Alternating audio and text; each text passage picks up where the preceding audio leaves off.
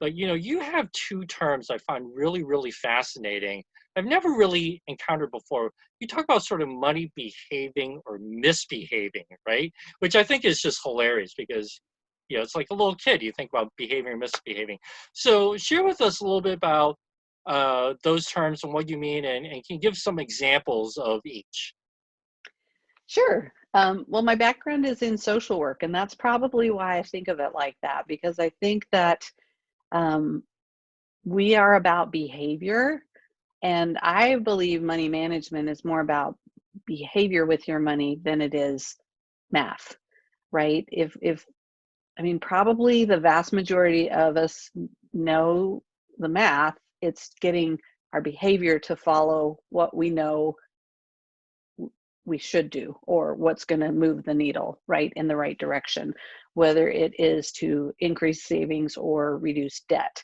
And so little actions over time with your behavior is what helps you win the race. And so um, I think, coming from the standpoint that I don't have all the education you have as far as the investing and the high level finance, to me it's about the day-to-day behavior in life and around money that helps us really get to the place where we have some margin in our life to invest and to do some greater things for retirement planning or college investing. But if we don't take control of the basic day-to-day behavior, we're not going to have any left, because you can spend every dime you make no matter Right, what you make. absolutely. Yeah, that makes total sense. I can tell you that, people often talk about the whole notion of trying to get a handle on their finances by not, buying lunch, by, not buying coffee. I can tell you that, I primarily work from home, so buying lunch isn't really a big deal for me. But Right. um, but there's a chain of gas stations slash convenience stores around here where I used to always stop and get a drink. And it would literally be like my car would be pre-programmed to go there on the way out, right? Anywhere I was going, it would sort of have to go by there first.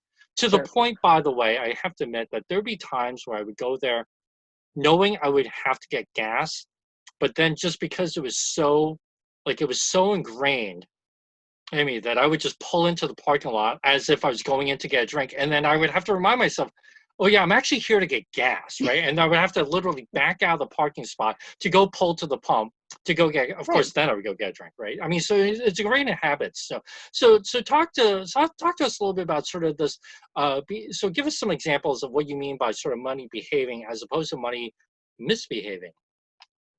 Well, and obviously money is, it's just a tool, right? And we are the masters of that. The money itself cannot misbehave, but we can misbehave with it.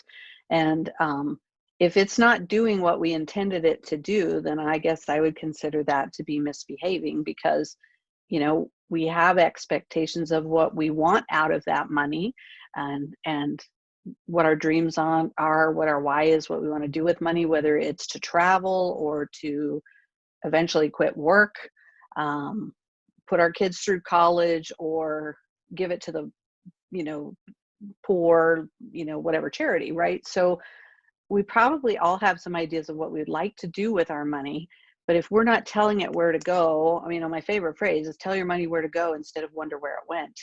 And there's some real truth to that, that if you don't slow down and have a plan, it's just going to run through your fingers. And so money is not evil, and it's I don't prescribe any kind of judgment about money.